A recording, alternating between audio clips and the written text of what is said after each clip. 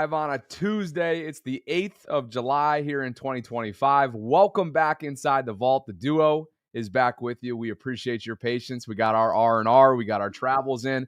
We got our lake time in.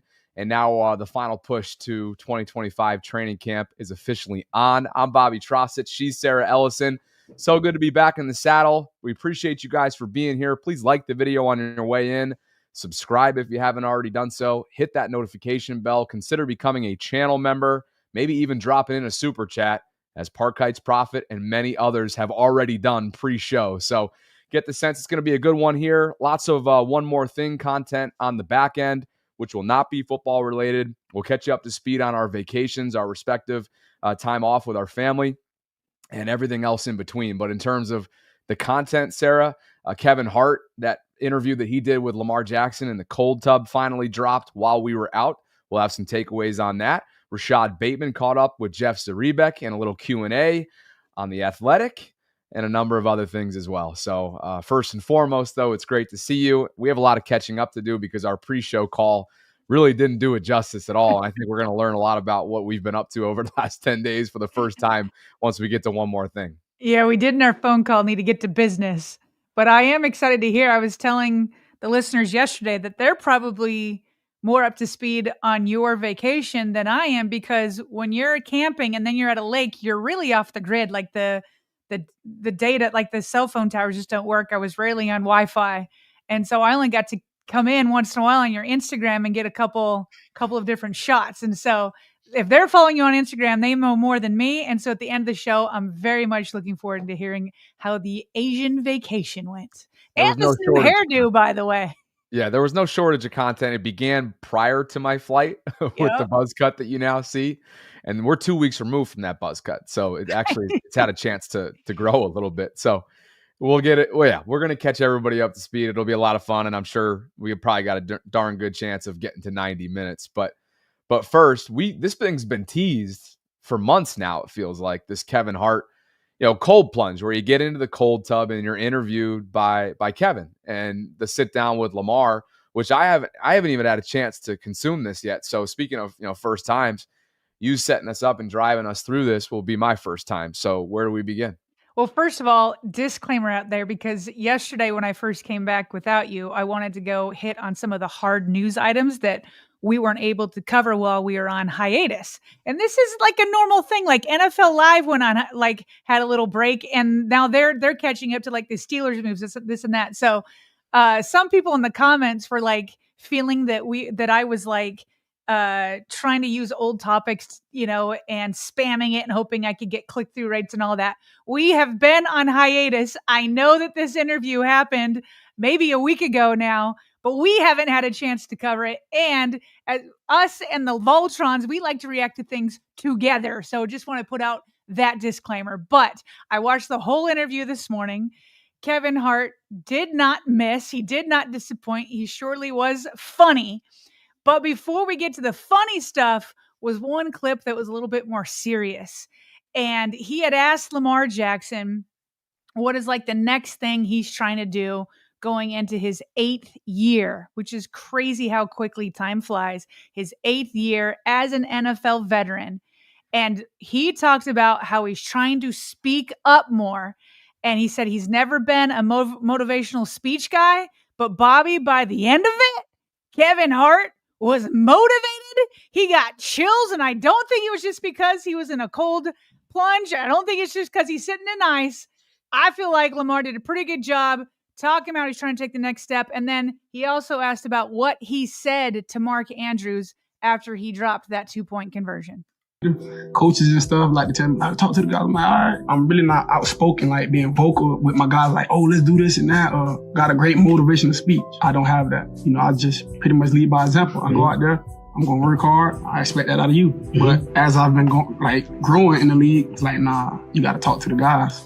Now I talk to them one-on-one, but certain things I'm seeing, I got to voice it more. I voice my opinion more to those guys. Our team, my mindset has been different, and the game has gotten a lot easier for me. Yeah, I talked to him. I went up to him like, man, we all played a part in this game. Like, I had my turnovers.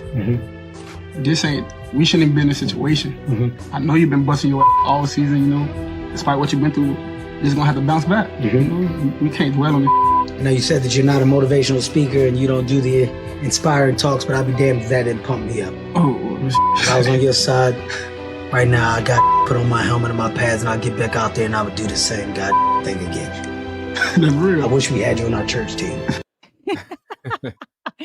I'll get to the church team comment in just a second. There's a background to that is funny. But listen, man, sometimes you don't need to be Roquan Smith. You don't need to be Ray Lewis, as long as guys are real. And the way he talked about how he approached Mark Andrews there is exactly what you would want a leader to do. Obviously, I've been tough on Mark Andrews, but if I were his quarterback, that is how I would want to talk to him too. You can't hang your head. You can't do any of that. He's like, shoot, what did I do? I put us in a bad position. And so this idea that he's trying to become a more vocal leader, we've been hearing that. We've been hearing that from his teammates. And because his teammates are noticing it, I think he's perhaps accomplishing it. But the fact that he had Kevin Hart being like, dang, you just said you weren't a motivational speaker, but I'm here to go strap on my pads with you and you pump me up. I like his self-awareness, Lamar. Mm-hmm. For so long since he came to Baltimore, because of the vocal leaders that have come before him, I think there's been a good percentage of this fan base that have called on him to be more of a boisterous, spoken verbal leader. Mm-hmm. And he makes it clear in this interview, and he has in the past, that's not who he is. It's just not how he leads. He's a lead by example kind of guy. Now, obviously, he's recognizing the importance of having to beef that up a little bit, and you're seeing that pay dividends, and he's showing you his self-awareness. But the Rays, the Eds, the Yondas, the Roquans, that's just not how he does it. And I think the natural progression of Lamar is not only showing the self-awareness of being self-confident enough to say, hey, that's just not me, but also understanding that, okay, maybe there is ways though that I can take from some of that, added into my repertoire for how I lead this team as one of the more longer tenured players. I believe Marlon is the longest. If you go back to, what was it, 2016 or 17 for him, somewhere around there. But I appreciate the self-awareness, and I think that's what you expect from a guy that, like you said, is all of a sudden entering year 8 with the resume that he now commands. Well, and to drive home this point, I want to take another clip of an interview from Anquan Boldin. Everybody knows that he's who he was and what he stood for as a Super Bowl wide receiver with the Ravens and Joe Flacco. And I just thought it fit in on this theme. I'm going to come back to some Kevin Hart clips in just a second, but I want to stick on this theme on how important it is for the players to lead themselves. And whether that's Lamar Jackson or one of the other many veterans on this team, from Derrick Henry to Mark Andrews to Marlon Humphrey, and the list goes on and on. And so Anquan Boldin was interviewed while we were out, and I might bring some more clips from that tomorrow. That he was so enlightening. But he talked about how, like, no matter how good of a coach you have, once you get to those playoffs, once you get to the big moments, it's the players who have to lead themselves. And he for sure was one of those guys. We can go try to get, whoever it is that we want to come in and rock with us, but do they fit in the salary cap? Mm-hmm. You know what I'm saying? And are they the type of player that's going to benefit? Because you can go get a dude who's good, and y'all know, like, every dude that's good is not good for the locker room. Yes, exactly. You can go get somebody who's a beast on the field, like he'll tear your locker room up. Tear the shit up. You know what I'm saying? So, like, you got to be careful. And I think a lot of times, like, GMs, they look at just the talent. Yeah. And they don't understand, like, how a locker room works. There's one guy in the locker room who you cannot remove from the locker room. In every sport. In every sport. And if you remove that one guy from the locker room, I agree with that. It's going to tear the whole locker room. That's a great point, dog. You see it all the time. That's a great point. And they don't get. Just want to pause that real quick. When they traded away Anquan Boldin, things went downhill quickly. He's one of those guys. When he says, when you trade somebody away and it goes downhill, yeah, Anquan Boldin is one of those guys. 100%. And they think it's that. There's a lot of great head coaches out there. Yep. But head coaches do not run the team. No. When you win championships, It's your best players. it's your players that Yeah, run the 100%, team. 100%. Yes. Yep. All of the championship teams that I've been on have actually been run by players. Absolutely. That's beautiful. Like, and I'm no disrespect. I've had some great coaches. Yep. But if a coach has to coach every day, You get a bad team. your team ain't gonna be that good. And you know that, Mike. You remember there was times in the game, and as great as Spo was, there were times in the game where Braun would be like, "Don't even look over there. Yeah, Don't look at him." and we're not doing that. Yeah, we can't. He can't help us. There was times in the when I played in Baltimore, there was time where we not doing that. Yeah. When I was in Arizona, I remember when Wisenhunt first came. So it was me, Fitz. He's going to get into some Arizona details here. And by the way, this podcast called The OGs, presented by DraftKings. But Bobby, the key quote right there, and this is talking kind of in context of Lamar saying that he wants to step it up as a leader. Anquan Boldin says, "No disrespect. I've had a lot of good coaches, but head coaches don't run championship teams. Great players run championship teams." Your thoughts? Love it. Love the perspective. Feel like we got to get him on the show. He is very, very insightful. And it makes you wonder, when you look at LeBron over the years, so many people have referred to him as a coach killer. And that conversation can be had, and you could debate back and forth whether or not that's the case. He's had plenty of them throughout the time. But one thing that's remained consistent is Lamar's greatness for sure, but LeBron's greatness throughout his career. Doesn't matter who's coaching. You know, if you have a facilitator that keeps the locker room intact, obviously the players hold a great role and an importance in that as well. I think you need, and why John Harbaugh has outlasted and become the second longest tenured head coach in this league all of a sudden behind Mike Tomlin, who arrived the year prior in Pittsburgh. I think he's shown a great level of excellence in how you lead men, how you hire, how you adapt. Go back to the Ed Reed era. I know you've spoken on that many times over the years, and the mutiny and all of that. That was well before my time in coverage. But I think John has shown that he can withstand the test of time. And clearly there's a rapport there and a relationship with the front office. And he and Steve Bisciotti, as much as there are business partners, I think there's a close friendship there. Same way with Eric DeCosta. They share a freaking backyard, for goodness sakes, you know. So I think Harbaugh is a great example of somebody that has helped cultivate a certain level of expectation, but then allowed his players and allowed his top guys to lead. Maybe not so much earlier on in his career, but that adaptation is without question one of the main reasons, along with the shareholders and the relationships that he's built within that building, that he has withstood the test of time to this point.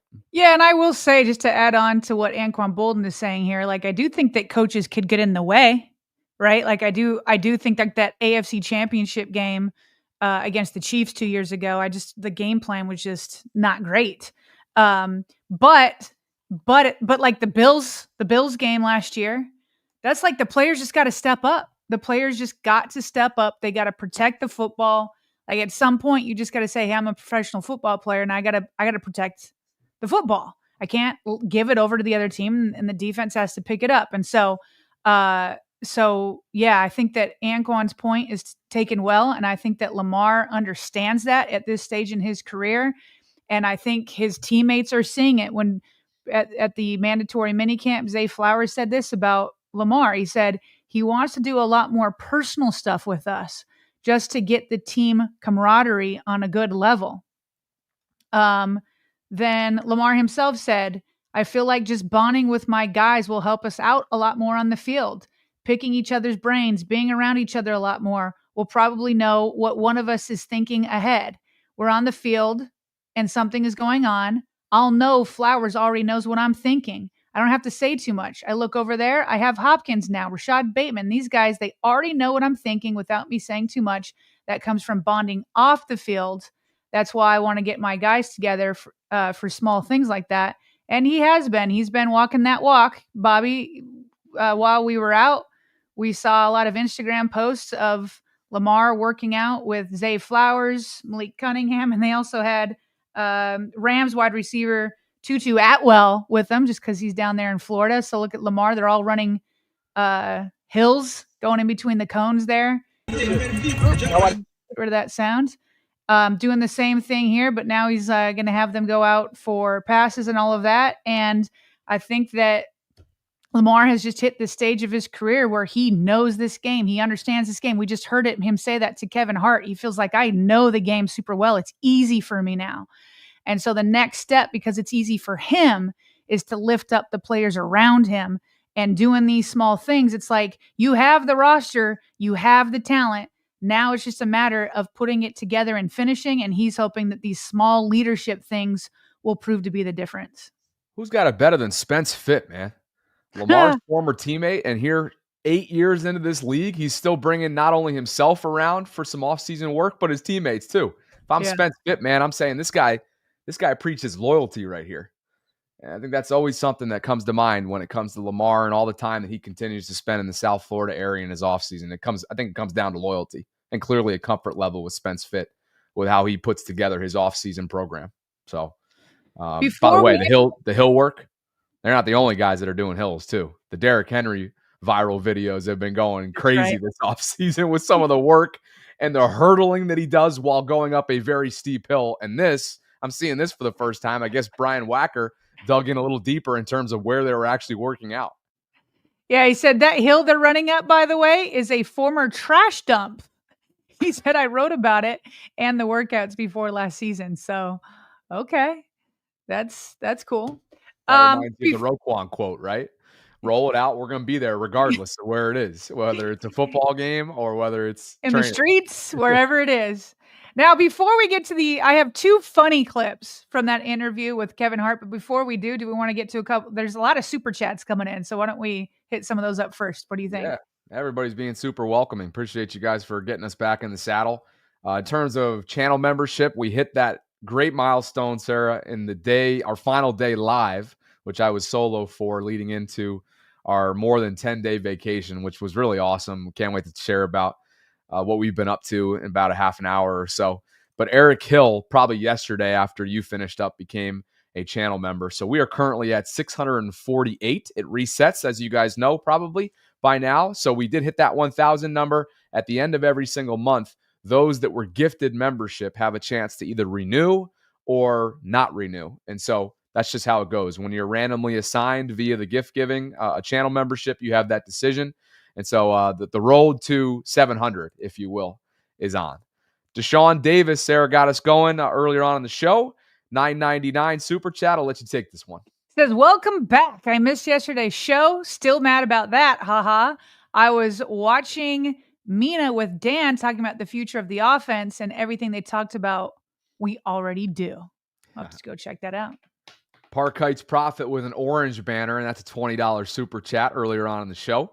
And he writes, my new daily minimum $20 super chat until 20-0 is officially over.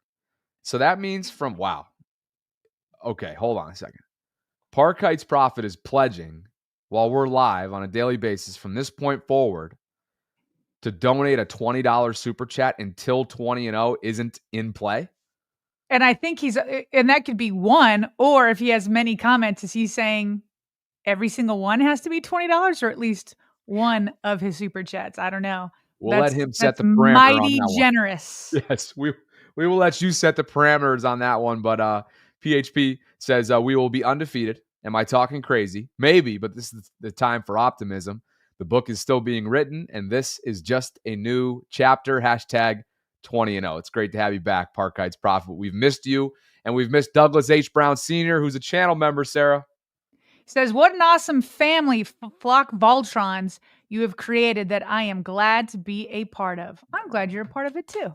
For sure. Yo Jitsu says, we're back, baby. We're going all the way this year.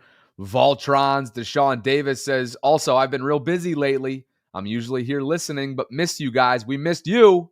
And Tim Hughes drops in a 5 spot today. That brings us up to 653 after a 5-channel membership gift from Tim Hughes. Thanks, Tim. And Sheree, Sarah, celebrating 1 month of channel membership. I can't wait for the season. I will be there for the Lions and Texans games. Nice. Very cool. The Detroit one, of course, is the Monday Night Football game. Ravens, Lions. Sod Blitz 34 says, love the purple ticker and nameplates. I think you have on Don't you have on your personal channel stuff on here on accident? Is that what's happening? I Maybe think that's so. what's happening. Okay. By the way, Park Heights is clarifying. He said, LOL, nah, at least one $20 chat per live with my hashtag 20 and O. That's very fair. Yeah. Very more than fair. Especially given his track record of recent. Goodness gracious. Appreciate you, Saad. Thanks for noticing. Oh gosh, don't make me screw this one up now with the pronunciation just because it's been a while. It's Davon, right? That's Davon? how I always remember it. Davon, yeah. Yeah. Sorry for the memory lapse here. I'm still on Asia time. Davon, but Davon Smith checking in. You know how we have a pronunciation guide for the roster? Yeah. We might need one for the Voltrons. I had it a couple months back, and then now I'm just yeah. I'm a little foggy here post Asia. Sorry, Davon. Davon says, "Welcome back, guys. Wait. Oh, never mind. I thought this was like a repeat of another one. Welcome back, guys. Missed yesterday's show. So glad to be back live. Also, Bobby looking good. So fresh, so clean.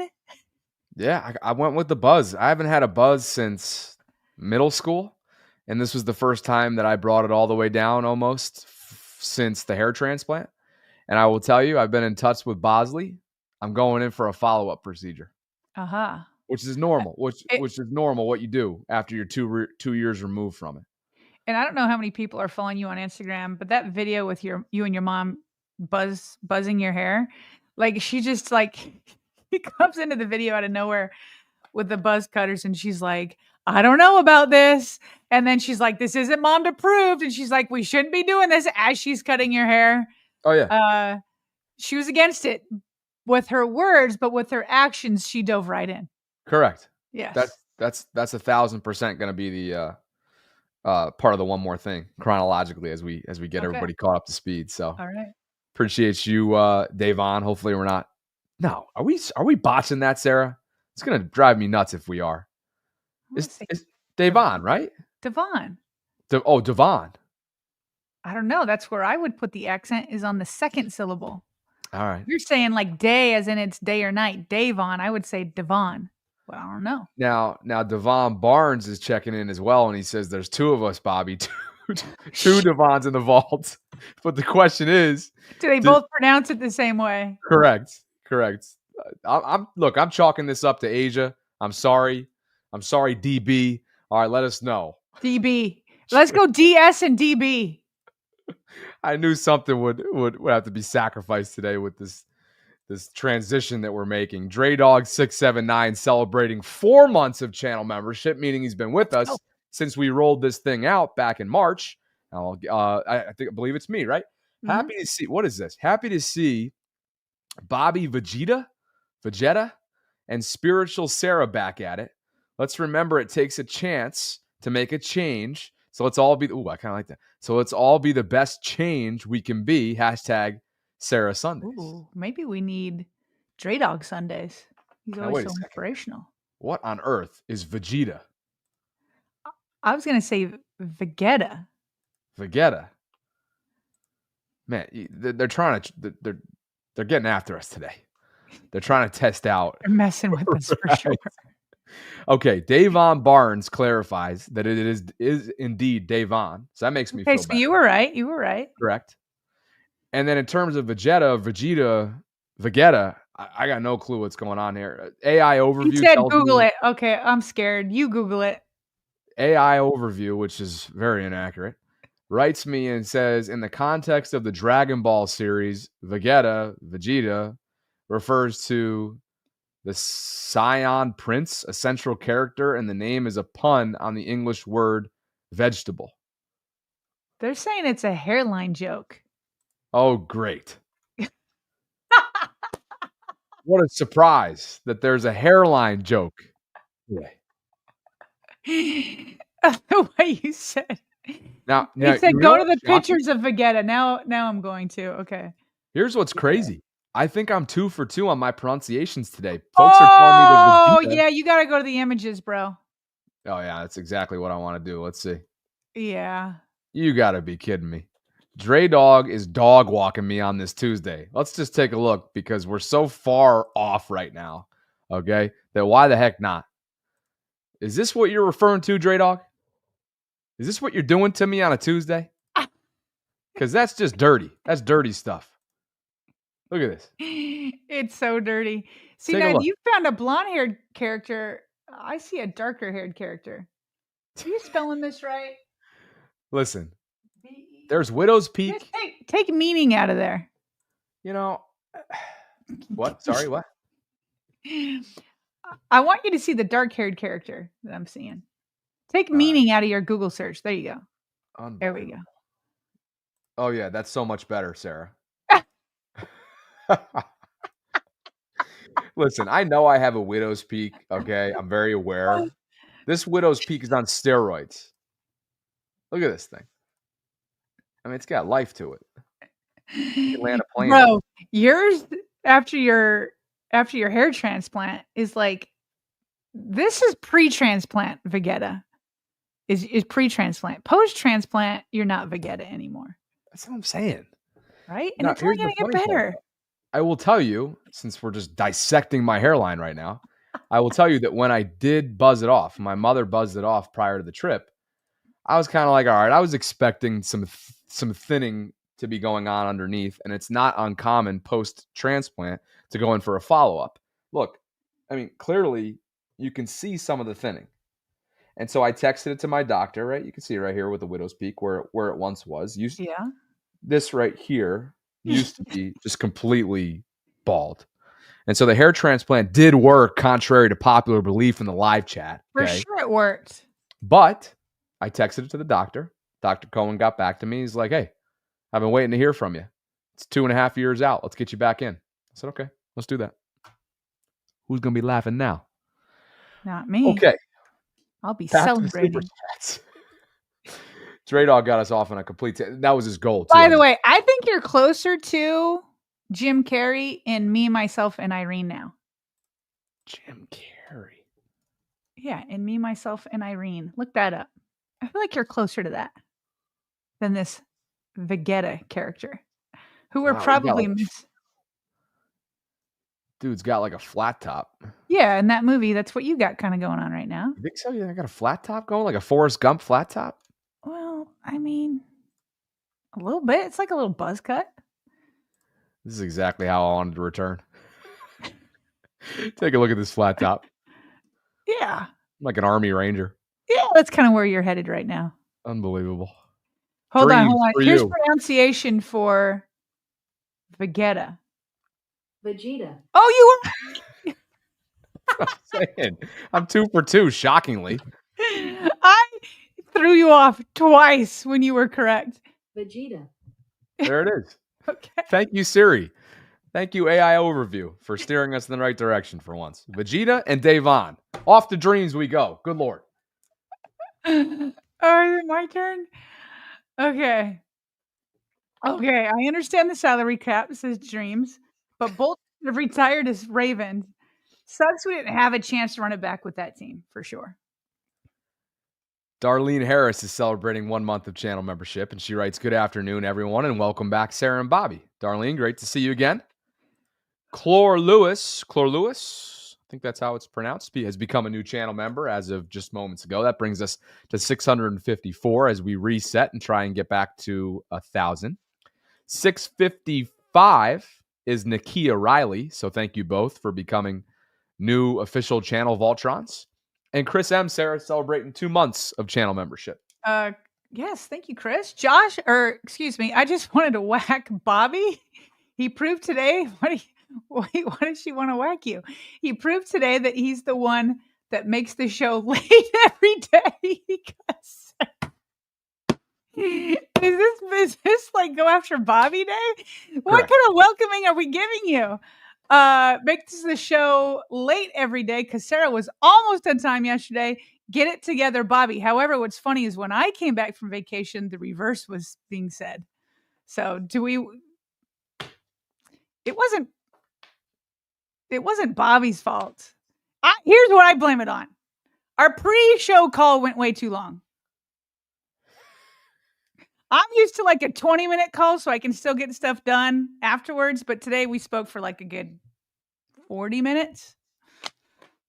Chris is just upset that we decided to go in non-live format for a week. She's dragging me into Discord. She's dragging me into DMs. She wants year-round, Monday through Friday, no R&R, 12 noon Eastern, and not a minute after content. And guess what? I love it.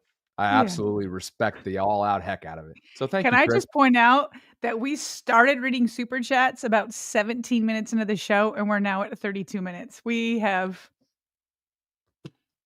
Chris told me to hush and just wants me to let you take the blame. Of course he does. Yeah. And that's something I'm willing to do. For now. But no, how can I ever drag my partner for being a little bit behind when you're the one that built the show out? I mean, you had all Kevin Hart ready to go. This is how a partnership works. Sure. You know? So it's just what the doctor ordered too. My mom just got back from an endoscopy or endoscopy, and she shows up post anesthesia and can't even walk upstairs pre-show. So I needed your help this morning. Thank you. People don't. It's always there can be days that's super crazy before the show, and you just got to be ready. And so when your mom comes home super sick, like you got to tend to her. It's the ham and egg. You guys ever hear that reference when you're on a golf course, you're playing a match, you're hamming and egging? I mean, maybe one hole you're out of it, and your partner stays in the fight that hole and keeps you in the competition. That's this partnership. Yeah. Every single day, it's a ham and egg. Who's gonna pick up the slack this day, and then who's gonna kind of bring it back forward the next and the following, and so on and so forth. And when things pop up, so on. I mean, hey, when you're a 2-man band, that's how it goes. With Brendan on the side, who's been doing awesome editing work for us. Yes. Anyway. I love this business partnership. You already know it. Asmodeus, we're coming up on 3 years, by the way. We got to find out how to celebrate that. Oh. But Richard writes, who's a channel member, says it's pronounced Vegeta like Vegeta. No, it's Vegeta. We just figured that out, Richard. That didn't help, that pronunciation guide. Deshaun's like, no. Listen, Bobby was right. It's Vegeta, okay? And goes into the acronyms here. Oh, the blonde hair and the black hair is the same person. Oh, okay. Back to the character that we looked up. I could see you bleaching your hair blonde though. That would be fun. Could we do that when you move to Florida? I would do that. Oh, that'd be fun. Yeah, I would do that. Okay. Why not? Bobby was right. It's Vegeta. Blonde hair and black hair is the same person. Vegeta is a dog walker, though. Not that bad of an insult. It says so funny how much it says so funny how much you guys don't know about anime, though. Yeah, we know nothing. No, a couple of my kids probably do. But did Rave Kingdom go through a makeover? Yep, another one. Yeah, yesterday he promised this is the last one. Okay, all you. He's Biggie 3, and he just has #BangCleveland. Sod Blitz 34 says, swore I'd never get on X, but made one for Sarah. You won't regret it. She's consistent. And Nakia writes, this is awesome. Going at Bobby's hair. LMAO. Nakia, you just became a channel member. So if this is what you want and this gets you up on a daily basis to join this show, then I'm willing to be that burden. I just don't know why people aren't like more commenting on how well you have fought it and you're like coming back. That's what I'm saying. Why aren't we celebrating? Yes, thank you. The comeback. Why aren't we celebrating what this once was and now is? Listen, all it says to me is that you're a fighter and a winner. I can't wait for the follow-up procedure now. I'm trying to find a photo right now that's going to make it abundantly clear how much growth has actually been seen. Here's one right here. How about this? Okay. We got to get back to the content, guys. But look at this. Okay. Me and Keith Mills in the booth, July 2021, the open practice that happens annually at the bank. Look at this. Let me see. I mean, come on. That's like some serious. You've come back quite a ways. And I can't zoom in, but look at the right-hand side. Your left, my right. Yeah. Look at that. Yeah. That's way better. Look at you now. Before and after. It worked. All right, Nakia, it worked. Look at that mustache. I know. I don't know what I was doing there. Goodness. I don't know. I think when you get in a relationship, I was in a relationship at the time, you get real comfy. Maybe you don't look at yourself in the mirror all the time. Well, you're looking at yourself in the mirror, but you're seeing a different person. Trey Dog is in the comments because he started this whole hairline thing. He said, Bobby, I'm happy for you, bro. He said, had no idea it would go this far left. Yeah, exactly. You're the problem, Dre. Sean Davis writes, Bobby bleach blonde baddie. Boom. And Biggie 3 says, Bobby say ba. I'm loving it. We got to get back. I have no idea what's going on right now. You guys are like, oh, hold on. Nuno wants to celebrate 4 months of channel membership. He's been with us from the jump since we unrolled this thing back in March. And he writes, we celebrate Bobby comeback, roading his hairline. Love you, Bobby and Sarah. Roading? What's roading? I don't know, but it's the next super chat that's coming in that has me. Roading meaning? I haven't even looked ahead yet. The term roading is likely a misspelling of rotating or roasting. Rotating means to turn or spin around an axis. Yeah, no kidding. Well, maybe he meant roasting. Thanks, Nuno. Not a fan for you. Orange banner. I mean, what do we have here? Take it. I don't know if I can do it. He says, I've been away. Good to see y'all back. Welcome back, Bobby. Your headline does look like the bottom of the Batman's. But don't what? Hold on. It does look like the bottom of the Batman's size, but don't let that take away from your awesomeness. Hold on a second here. Batman sign? Like the actual like black bat? Woo. Seriously? How on earth? Yeah, you can laugh all you want. I'm not going to be you're trying to hold it in. You don't need to hold it in. It's not even accurate, but they're funny. What? How? How? How? Look at this. We got to go back to Kevin Hart. Ooh. This is absurd. How is that even remotely? You people, man. Where's my tissues? Woo. Welcome back indeed. Goodness gracious. Oh, it looks like I'm like sad when I laugh, man. It's so funny. What? Woo. I like. I'm pleased with it. Listen, you know I'm laughing just because it was clever, not because it was accurate, right? Of course. Okay. Woo. Let her rip. You. I'm like trying to gather how this comparison game is even remotely close to what it is. Oh. Let's kick him when he's down. He's on Asia time right now. Can I read the next one? Because I believe this one. Not a fan. You guys. Tila's got your back. Me and Tila have your back. Wait, is Tila? Oh, Tila wasn't the next one. I get to read Tila's. Go ahead. I'm speechless. Romy Raven says, we only tease people we love, Bobby. Yeah. Deshaun says, shut up and take our money. Biggie 3 says, Bobby, is that an emblem on your head? And Tila, for you. Tila says, I think you look... Well, hold on. I think you look like a handsome young man, Bobby. Now you owe me my concurrence. Here you go, Tila. 1,495. I like that, Tila. Yep. Oh, Coming Tila up on always 1,500. Positivity. Appreciate you, Tila. Congrats on 2 months of channel membership and dapping me up a little bit. Biggie 3 writes, Bobby, you seen the Speed Racer logo? We're just gonna go logo for logo. Speed Racer logo. Yeah. It's just Speed Racer. Well, so no, there's like here, let me show you. We're officially off the rails. I can't breathe over here. Unbelievable. Share screen. I think he was referring to this M over here. Ha. Biggie 3. Ha. You know, you people are something else. Oh, okay. Is that all of them? No, we got more to do. And I'm blowing my nose over here. So why don't you take JB, aka BMore56? Okay. He says, Bobby, you were missed with the laughing emoji. Okay. Let me see if I can find where you were at. Okay, here we go. Deshaun is back. You should wear deep V tees to match your.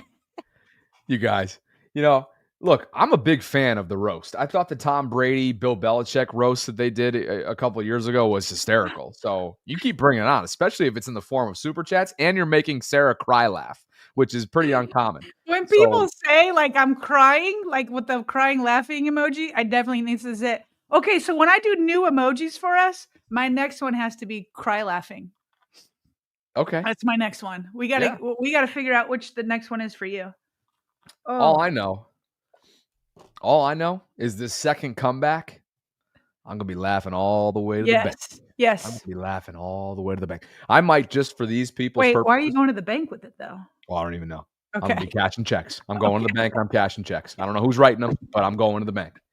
And the beauty of it, when I go to Bosley next time in downtown Manhattan, who knows? Maybe prior to my St. Pete departure, I'm showing up and I'm saying, Dr. Cohen, I want that hairline to start right here, and I want that sucker to be as straight as it can possibly be. Yes. And everybody, there ain't gonna be any roasts being had around here. I like a roast. No roast. There ain't gonna be room for any roasts around here. I can't wait for it. You're going to the bank. No, Biggie 3. There's no joke that's hit too hard. I think this is hysterical. I'm on. I knew that's why I'm letting myself laugh a little bit because you've always been open about this topic. Of course. And here's the funny thing. Maybe I'm not as animated as I once was. It feels like 12:59 a.m. right now because of the time difference. Right. So it's all good. I think this is. I mean, you people are freaks, but yeah, I love every one of you, and we're not even caught up yet. We really got to go, so let's just get caught up, and then jump. Okay, yeah.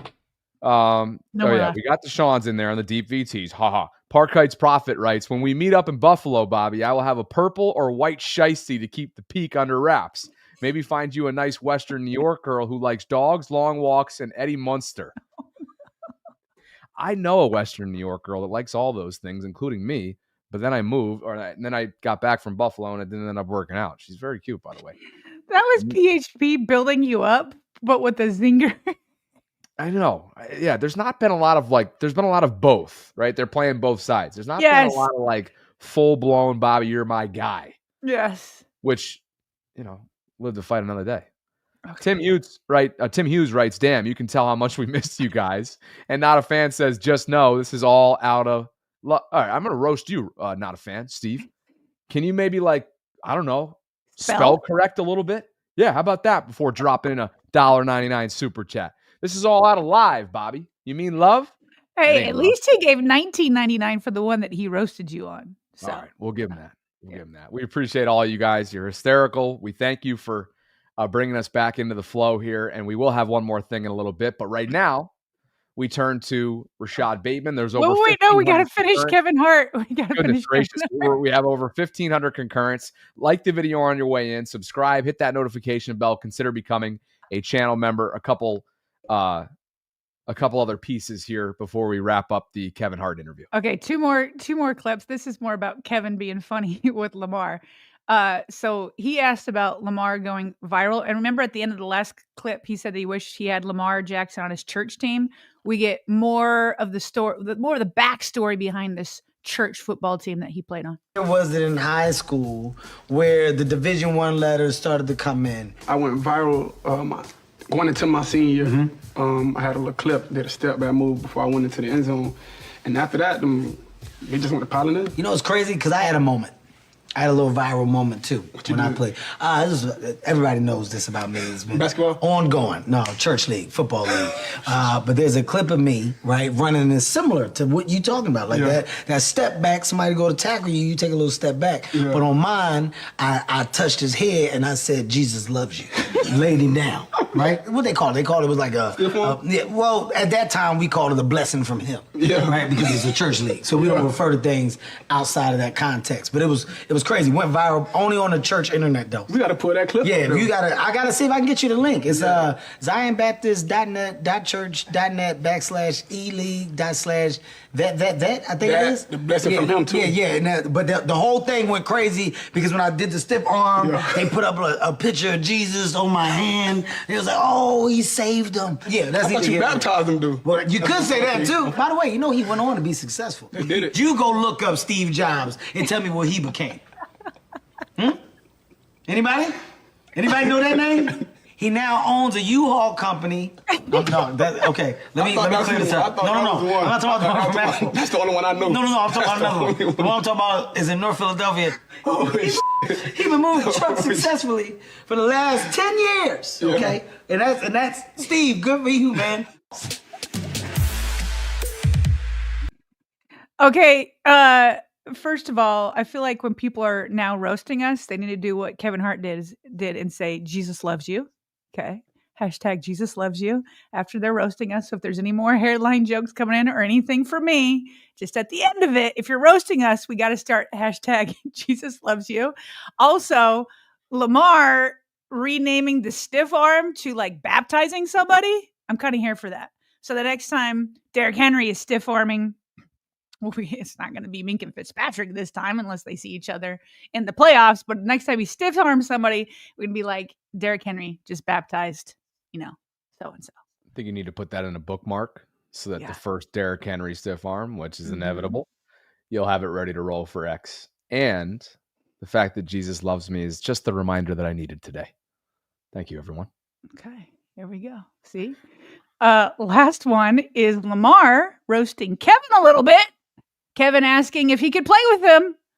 And this went downhill quickly. What position would you let me play if I was on the Ravens?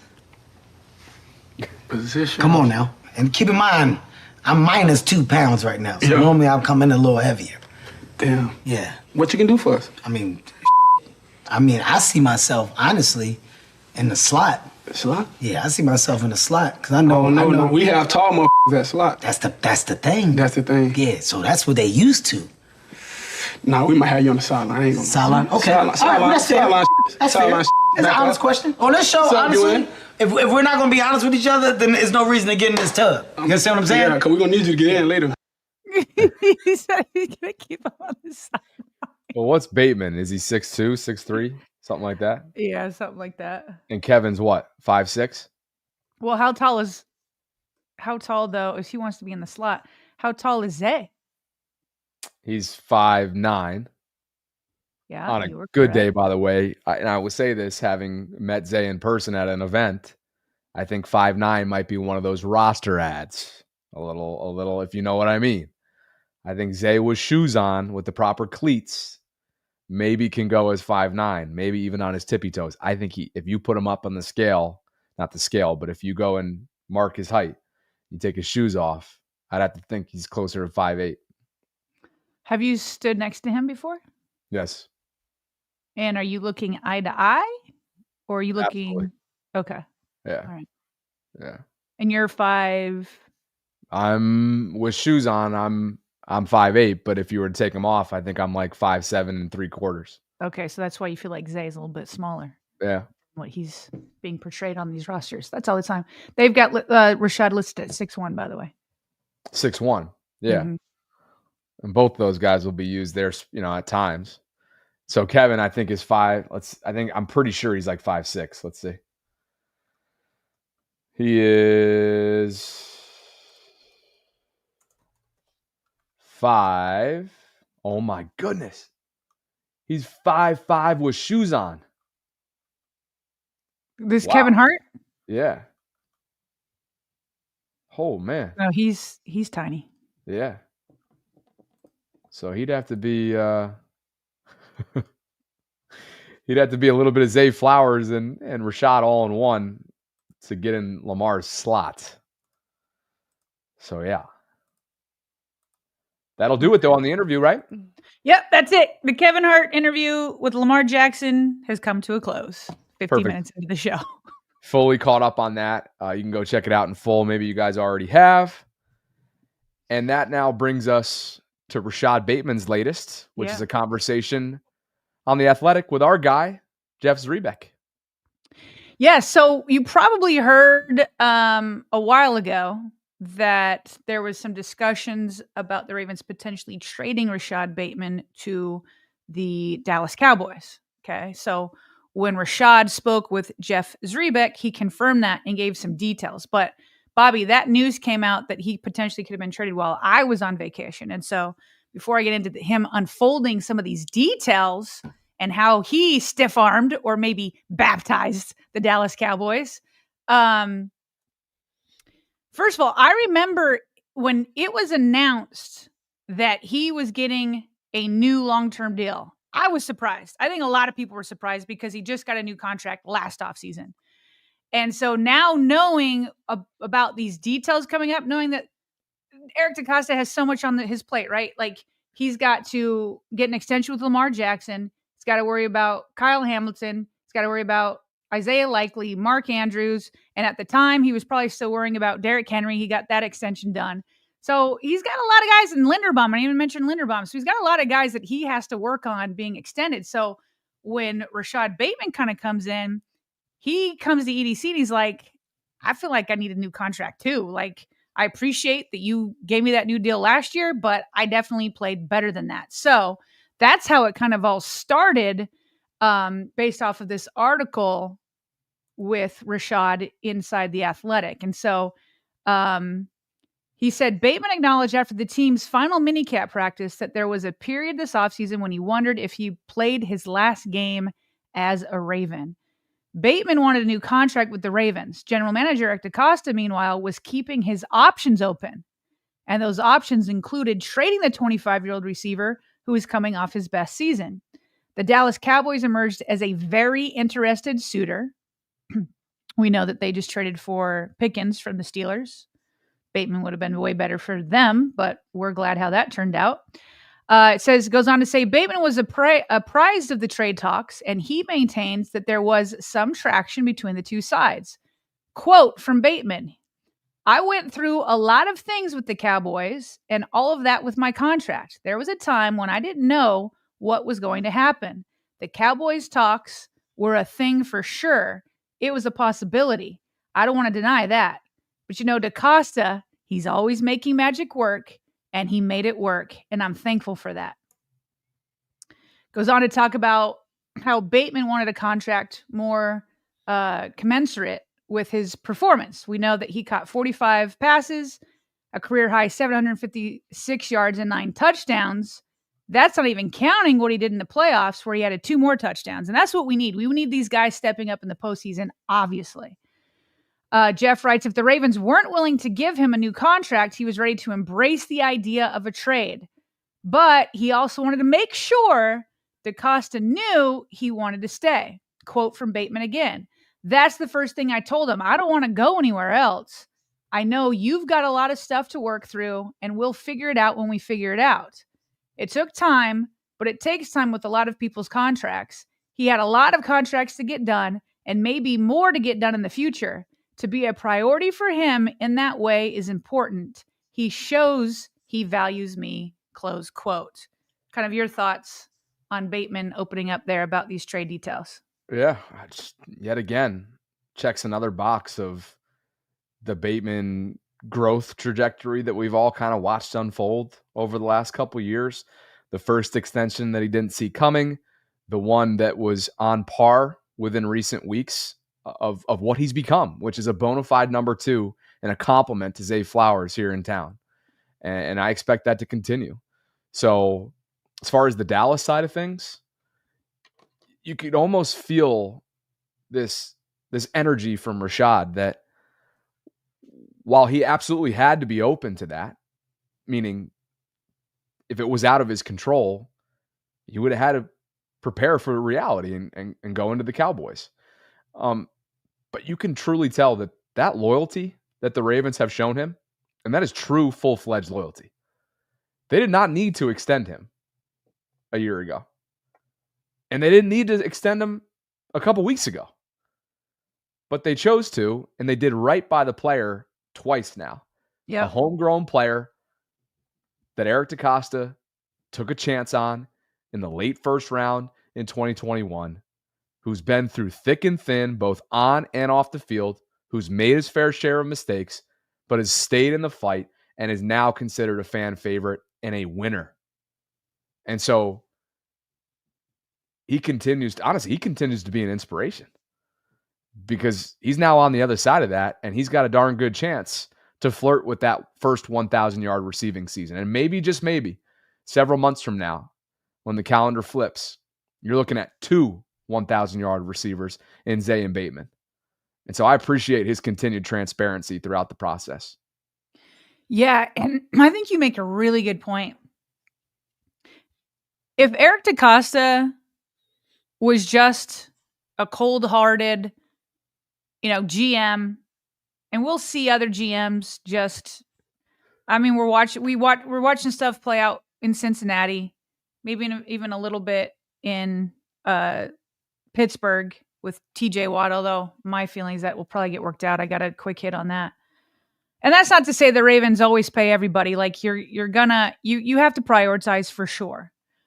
But the crazy thing is that you're right. They didn't have to do it last year because remember there was like his agent had kind of like screwed him over and he missed a big time $2 million bonus by not being on campus by a certain date. And so the Ravens threw him a bone and made sure he got those millions anyway. And then with that extension last year, they had him for another 2 years. Yep. So Eric DaCosta, when Rashad comes in there and says, hey, I'm underpaid. I know you just gave me a new contract last year, and I know you threw me a bone last year. But he did speak facts. He was underpaid based off of the way he played. DaCosta could have been like, babe, love you. Can you give me one more year? You know what I mean? I can't do this for another year because I got Lamar. I have Derek I have to do. I've got Kyle Hamilton. I've got Linderbaum, all the guys I named before. And I just gave you one last year. But I'll get you next year. And there's really nothing that Bateman could have done. Right? Even with the Cowboys as being a very interested suitor. If Eric DaCosta wanted to, he had control over the situation for the next 2 years. But he didn't. Now, that doesn't mean that he did it purely altruistically, because this new deal is still very good for the Ravens. Bateman is now locked up through 2029, and his average salary is $12.5 million. Go compare that to a T. Higgins wide receiver too at Cincy. That's exactly what I was going to get to. He might be a more productive player. Deal. Yeah, he might be more of a productive player. But come on, it's a night and day deal. It's a bargain. It's a bargain, and the Ravens are better with Rashad Bateman on this team. The Ravens are better with Rashad and Zay being a duo, and Hopkins being that third man, veteran receiver, chain mover, and depth. Like the Ravens are better in the Super Bowl run to keep him, and they got a good deal, and they make him happy. Although it wouldn't surprise me if he came back again if he continues to take off. So we'll see what happens. But to your point, I think Eric DaCosta did right by Rashad Bateman, and at the same time, you have to feel inspired by Rashad and what he's been through the beginning of his career and where he's at. And the way he talks about Zay, the way he talks about all of his teammates, he's a great teammate. I think that if Eric DaCosta said, no, I'm not doing this, Bateman would have been out there anyway because he wants to be a part of a championship run. And he wouldn't have made a huge stink. But I just think that this situation couldn't have played out any more positively for both sides. Tell you what, too, just having watched and we shared this prior to our vacation, but having watched that YouTube video that he put out down in Miami with Zay, where they were working one-on-one with Rashad's training staff, he's looking fluid, man. Yeah, it wasn't all that long ago that this time of year, what's the big caveat when it comes to Rashad? Will he be healthy? Because if he is healthy, he's going to be a dynamic, elite route running, winning guy for you that can beat you outside, that can beat you with the deep ball, that can beat you inside. You name it. And so the fact that that's no longer a caveat, that's no longer this cloud that's hanging over him, man, what a luxury for him. He's paid now, like you said, he's going to be in Baltimore for the foreseeable future. The sky's the limit for him. You got talent littered all throughout this offense. You've got an MVP quarterback, but you got a player in 7 who's playing with house money at this point, and that's why I think we're going to see the best version of him yet coming up in 25. One other quote from this article. Let me see if I got it nearby here. Is it right here? I didn't put it in the slides. But at the end of the article,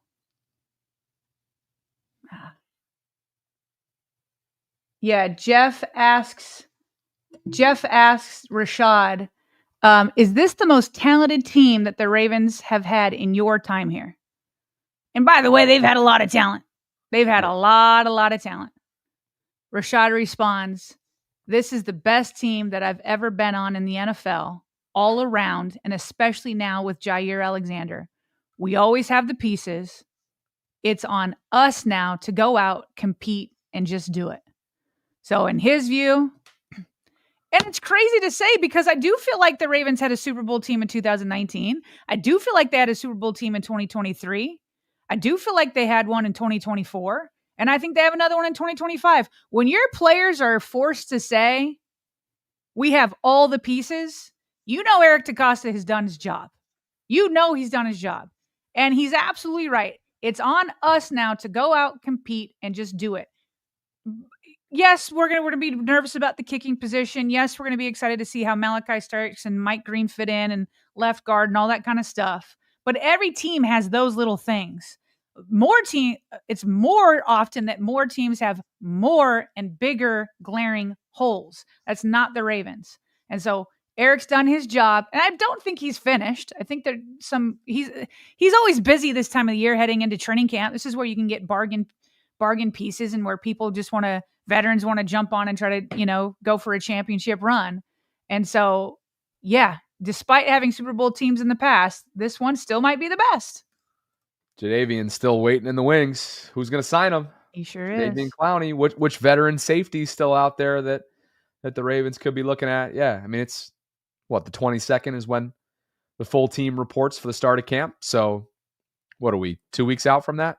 2 weeks today, matter of fact. 2 weeks today. When the rookies report? When the full team. The full team. So we'll get rookies even before that. Yep. Rookies are on the 15th. Got it. So we are literally a week out from camp beginning and then 2 weeks out from full-fledged camp. So it's right around the corner. Meanwhile, Bobby, or do we want to do some super chats? Yes. Or do you want to go? Okay. Let's get caught up to speed on that and then get to quick hits and then one more thing. Yes, sir. Awesome. We left off with, not a fan, me calling him out for his punctuation. Asmodeus says, any romance on the Asian front? We will include that in the one more thing. Wait, can you just give us a teaser with a yes or no? Not to the extent of what it's been here. Okay. It's going to be more about the adventure side this trip for sure. There wasn't enough time to meet anybody. There'll be plenty of funny stories. Dre Dog 679 for you. Oh boy, do I get the forehead one again? Dre Dog was feeling seemed like he was remorseful, but he's back. It says Bobby got enough forehead to start a new phase. Man, if you're ever in a roast, it's going to be tough because you're just going to be laughing your arse off that you can't even participate in it. See, now if I'm in a roast, I'll be crying because I'm like sad inside, but Dre. Okay. Thank you for the litany of super chats today. Richard writes, I'm going to be laughing all the way to the bank, baby. Last laugh. Richard writes, I chose bless your heart instead of like Jesus loves you. Jesus loves you. I could go with both. Yep, throw in both. Gordon Chase, who's a channel member, drops in a $4.99 today. Thanks, Gordon. Happy Tuesday to you. Tim Hughes, for you. In the South, we say bless your heart. Add that to the group. Gordon also is celebrating 1 month of channel membership and says, I love this show. Yes. We love you. Eric Hill, Sarah, became a channel member at the beginning of the show, gifted a membership after this $20 super chat. He says, if no one tells you today, they love you. Just know I do. Also, thank you for all the kind words from the Voltrons last time I did a super chat. Cherish those around you closely. And I'm going to need a reminder on what that was, but maybe you experienced loss, Eric. If you can let us know and remind us, we'd love to shout that out once more. So thank you for the super chat. We appreciate you. Dreams writes, Jerry Jones seen him talking to the loudmouth Giants fans and knew he needed him in Dallas to beat the Giants twice a year. Oh, right. I forgot about that. So when Rashad left what I believe was MetLife Stadium last year, is this what you're referring to, Quion? He left MetLife, and up against that fence, Sarah, underneath the stadium, somehow fans were right up against the team bus. And as Rashad was walking on the bus, they were ripping him. He came right over and went face to face. It didn't seem like he was escalating it, but he had something to say after who won the game, So I think that's what he's referring to. I remember that. Talking is ish. Quick hits we go. Appreciate you guys for being with us on this Tuesday. Over 1,700 concurrents and counting. And Steve Palazzolo has his top 25 players under the age of 25. And looky here, Kyle Hamilton, number 14, extension eligible, leads the way, Sarah, at not only the safety position, but all players, according to Steve, under the age of 25. Is he the only Raven on this list, I believe? Looks like it. Looks like it. And you weren't here yesterday, but maybe you saw it on Instagram, but he got engaged while we were out. He did, and it was unbelievably immaculate. That backdrop, the time and money that went into that. Kyle just continues to have an awesome offseason, awesome start to his career.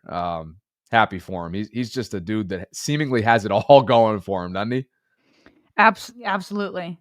So Ryan Meek caught up with your guy, Teddy Buchanan, rookie linebacker. We had the privilege of doing so prior to our vacation as well. You guys can go check that out if you haven't already. That's right. And we asked him about, trying to earn a starting role.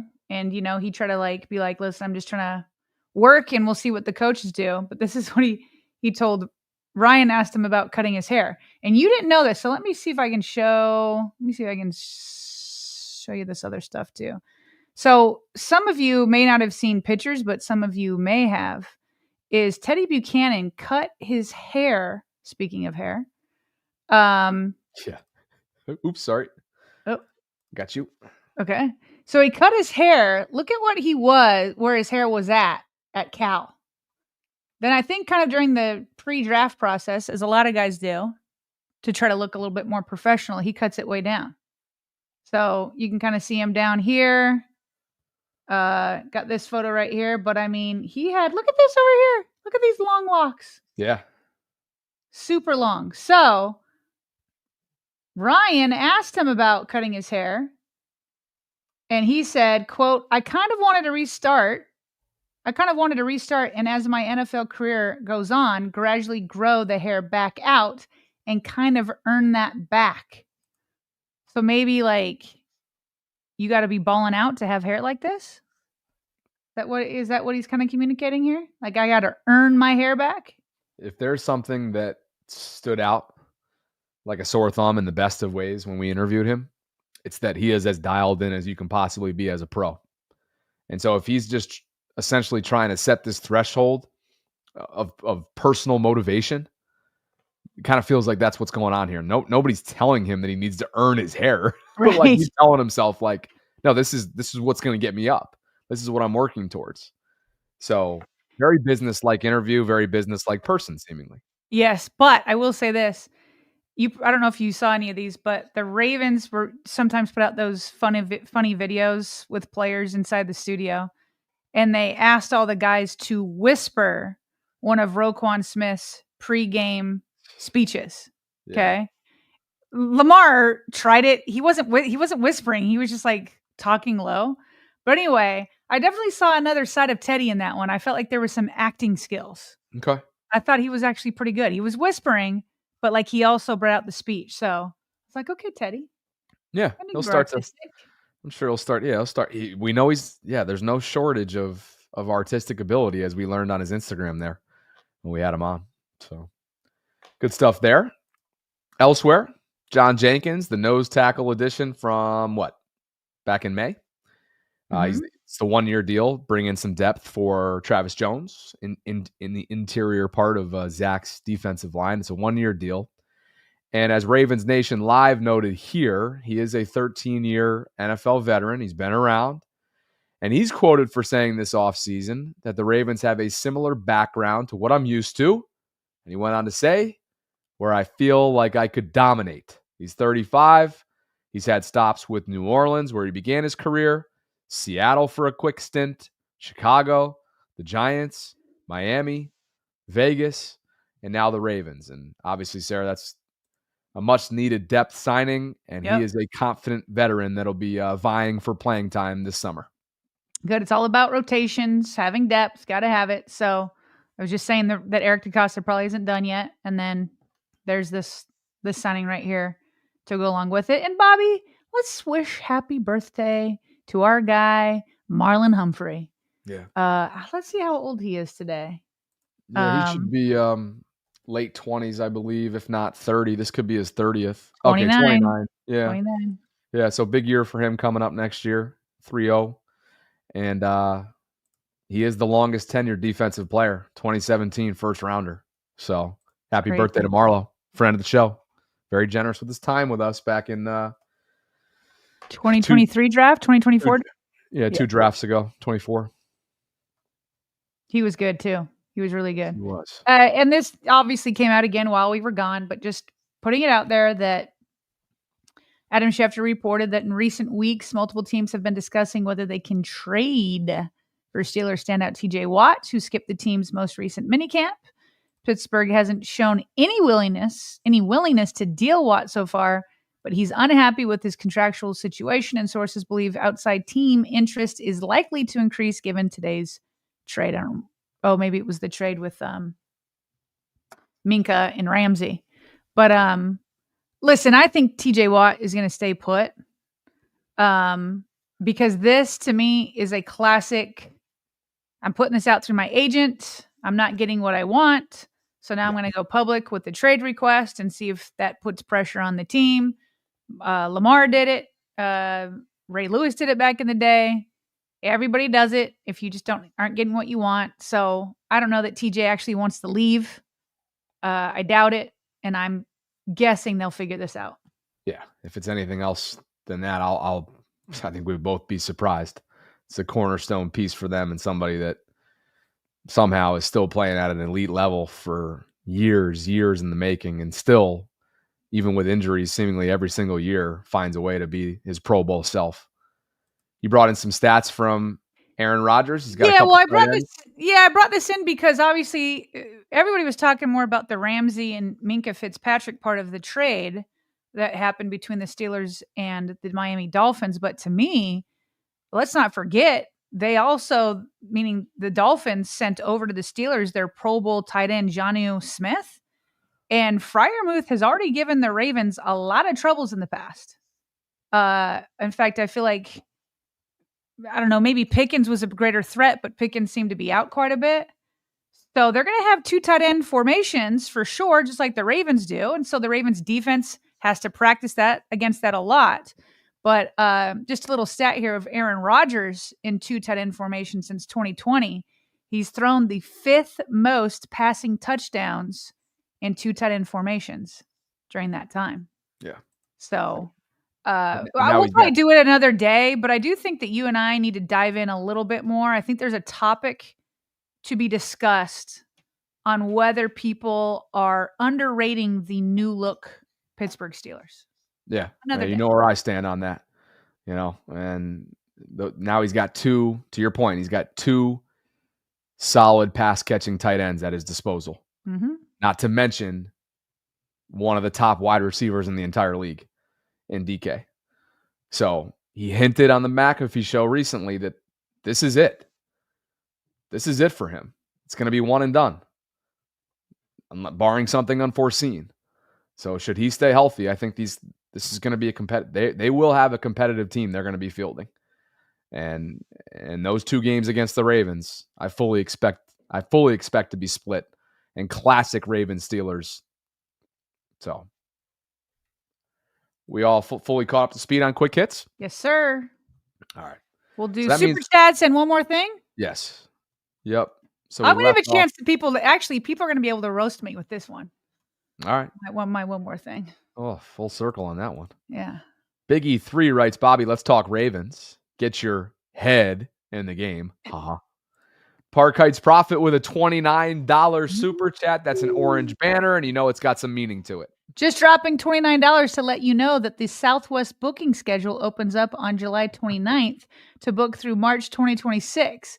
Just a heads up in case anyone needs to get near Santa Clara in early February. #20&0, #hotel already booked. That's nice. Awesome. I'm really glad that you actually said that because we hope to have a presence on Radio Row at the Super Bowl every year. And if the team is in it, obviously that's just going to go through the roof. So thank you, PHP. Eric Hill, on top of what he's already donated today, says, I've been dealing with a pending divorce, health issues, and Friday before and a few days after I lost a father figure and my actual father. Jeez. At peace with the loss, the divorce part had me in a funk, and he has quotes had. So he's past it now, which is awesome. But I'm getting back to form. Eric, thanks for the transparency. I don't actually remember reading that, so maybe that's just my Asia vacation fog as well. But we're with you, man. Thank you so much for sharing. And another one, Sarah, from Aaron. How I've noticed, by the way, sometimes when like bad things happen, they come in bunches. Yeah. So for all of that to happen all at once, man, he's absorbing some blows for sure, but glad to see that he's on the up and up. We're with you, man. And he clarifies a few days before and after Father's Day. Appreciate you, Eric. We're with you, man. Saab Blitz 34, Sarah, for you. Isaiah Likely, 252 snaps at slot, 200 in 2024, most on the Ravens. Yeah, and he's a lot taller than Kevin Hart. Yeah.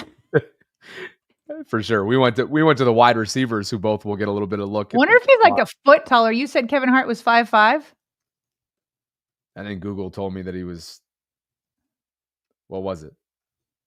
Yeah, 5'5", 5'4", somewhere around there. Okay, well, Isaiah Likely is listed as 6'4". Yeah, he's a foot taller than him. So Kevin's going to have to dig deep if he wants to get on Lamar's field.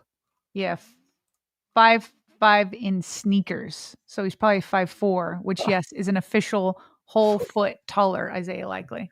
Whole foot.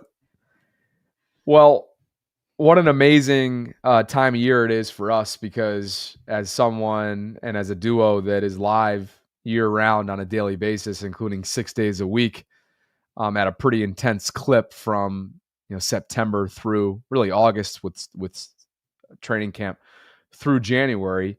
It's nice that when July comes around, we just sort of pry ourselves away from the grind that this show is, and we get family time, we get travel time in. I had a chance to go visit my younger brother in Asia, who's doing a post-grad backpack over the next couple months. And you had a chance to get a little bit of time on the lake. So why don't you begin and let us know what you've been up to the last couple weeks? Okay, well, the lake was awesome. Definitely, we went up with 2 other families, and it's called Lakeside Chautauqua. And up there, we did basically all the normal lake things and what you would do in the summer. So I did drag the 2 other couples that were with us out of bed at 8 a.m. every morning so we could go play pickleball, which is quickly becoming one of my favorite things to play. So it was good. While the kids would be out in the sun all day and they'd be up late, so they ended up sleeping in. So like we went and got our pickleball in before they even woke up. So do you play, Bobby? I haven't in a long time, since like high school, but I would love to. Oh, it's so much Maybe fun. that's a St. Pete thing that I pick up. Oh, for sure, with your blonde hair that you're going to bleach. Yeah, that's going to be great. My M&M look. Yeah. But before the lake, which was awesome, I was there for a week. I told you this, Bobby. I was in charge of a church young girls camp. So it was girls ages 12 to 18. And we were in Hocking Hills here, about an hour and a half south of me. Gorgeous, gorgeous area. And we had somebody from our church take us on a rappelling trip, okay? Which I've never done before. I've never even really done it indoors. Like I've never, ever done it. So it was an absolute blast, and I got my butt kicked. So here are a couple pictures. On the left, that is my 12-year-old daughter, London, who, when she was first going over the ledge, definitely had a tough time, was crying and all of that. So she came back, got off the rope, and then tried again, and she made it the second time. I am on the right, which, looks like I'm having a grand old time because I've made it past most of the rocks. But let me give you a little background about how I got beat up. So this cliff right here is 60 feet. Phew. The tough part about this one is like the rocks were just so like all over the place. It wasn't like straight down, and there was moss on the rocks. So I was the last one to go down. We had all the girls go first. I was the last one down. I was watching everybody else, and I was like, okay, I can't. A lot of people were slipping on moss on the rock. Ooh. And I was like, okay, I can't do that. And of course, I make the same mistake. So I'm going to show you the first video of me doing that. Part of it is sped up so it can go quickly. But here's this video. I'm coming down. Let me first turn the sound off. Although it is going to be fun when people are like, ooh, when I fall. into the rock. Let me. Oh, you got it. You got it. You're all good. Here's a little replay. Boom. Oh. Yeah. So I just did what everybody else did. Is like we're going down, and then I'm like trying to get past. Oh, you got it. You got it. You're all good. Look at all these little girls being like encouraging to me. You can hear them from the bottom. I also asked them to play Hot to Go as I came down, just like a fun, whatever song to do. So anyway, from here on out, it's actually moves pretty easily and quickly, and they have me pose as I'm coming down, and I'm having a blast. Okay. So then after everybody kind of does that, they're like, okay, for those that want to graduate from the 60-foot cliff, like we're going to go to a 100-foot cliff next. So probably like 20 girls went down this one, and only 5 were like, yeah, we're going to the next. And I was like, and they were like, are you going to go? And by the way, I don't know if you can see it. Let me see if we can. Like my elbow is still like healing from that fall right there for sure. But I kind of see it as like a badge of honor a little bit. Well, it's a battle wound, but yeah. But Sarah, let's go. The way it looked, and let me just go back to the beginning of that. The way it looked is as if your tailbone got smacked. Did you bruise in the bottom half? No. Wait till you see the next fall. I mean, you literally look like you take a licking on the backside. No, here's the thing. You have so much adrenaline going because Bobby, it is like, I'm not really afraid of heights. I'm not, but I do love the adrenaline that comes from it. And my heart is pounding. A lot of people fear that. Like I feed off of it. And so when I hit, I felt nothing. When I came down and they checked out my elbow, like I was bleeding all down. Like it's been about 10 days since that happened. I was just like bleeding all down my arm. And so like, we were just trying to clean it off just so I didn't get infected or anything like that. So anyway, so when they're like, okay, we're going to go to the 100-foot cliff next. And they're like, are you going to go? Because they all thought they saw the fall like you did. And I was like, I'm for sure going. I was like, because I can't go out like that. Like, that's not how I want. Okay. So this one is a lot steeper, which to my surprise, I actually got a little bit nervous on this one. Again, not to the point where I hesitated at all, but I found myself checking like the harness, like when our guide kind of put me in and they put the what's that called? The what's that called? Whatever, where they screw you in. I was like, well, you're in the harness, but like they clip you in with the, what is that called? Like it's like a triangle thing, and like you click it in, put it on the rope, and then let the click come back, and then you screw it in so you're in tight.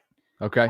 It's such a normal word. I don't know why I'm not remembering it. Anyway, I was like, I don't mean to be rude. I was like, but do you mind if I recheck how you just put me in? And he's like, yeah, just because like, it was just such a drop down, and you have to just lean back, and you're not supposed to look down because then it throws off your balance against the cliff. So I once again fall, look up towards the very top. This is my daughter filming me. So watch, and I do have a replay. It's me. It's more of a shadowy figure. Boom. Boom. Did you see it? Sort of. I mean, it's tough to make out. Let's see. Let me see. Let me go back. Okay, let me see here. Okay. I mean, you can tell I'm your right body here. is Like, do you see? upside. Okay, so there's a tree right here. And at the top of the tree, there's like a shadowy figure. It kind of looks like one of the tree branches, but it's me. No, I see it. Your back, your whole body seems like it's at a 90-degree angle. Yeah, so I'm up against it, and for some reason, like I slip again, and I hit on my back right there. So anyway, I'm like, shoot, I did it again, but I'm like, whatever. This is going to be a blast because once I get past the rock, it's going to get smooth sailing. And if you think the story's been bad so far, wait till you listen to this. So I keep rappelling down. Everything's going well. I don't fall again. I don't slip again. And now right here, let me pause. This is where it's exciting because like you're done with the rock and you can just slide down the rope. Here's what I did wrong is some of my hair came out and into the front. And when I got past, I looked down to see, I was probably like, from this point, we're probably about 75 feet off the air. Bobby, I look down and my hair gets eaten up by the rappel. No. And it gets stuck. So right here, I'm stuck. And so like, I'm like, oh crap. And I've got all these little girls watching. And this is the only time I watched the whole video. I pause it here because I'm just stuck there forever. But like my daughter is like, they're all like, why are you just sitting there? Like, come, because I was the fastest one down on the last one. Like they timed me. And so on this one, they all wanted to race me. So I was kind of like trying to go super fast down this part. But my hair just got caught in the rappel. And so like my daughter's like, are you okay? And I was like, my hair's caught in the rappel. Oh. So I'm trying to yell up because I'm trying to like pull myself up out of the rope. I don't have the arm strength for that because I'm trying to pull it so I can unfeed it from I don't even know what it's called. It's the clip that's going through the rope. People are writing that like, carabiner. Is that what it is? Carabiner. Thank you. Yeah. That's exactly what it was. Thank you. So anyway, I'm like yelling up to them to see if they could just pull me up a little bit so I could unfeed my hair, and they couldn't do it. So finally, the girl on the bottom who had the bottom of the rope called up to them. And this, I cannot believe I was like so nervous about this. So I'm like, let me just see if I can rip my hair out because I was stuck. Oh. And Bobby, those harnesses are so uncomfortable. Have you been in those harnesses before? Of course. Like, and they weren't like super expensive ones because they're ones that you just give out to a whole group.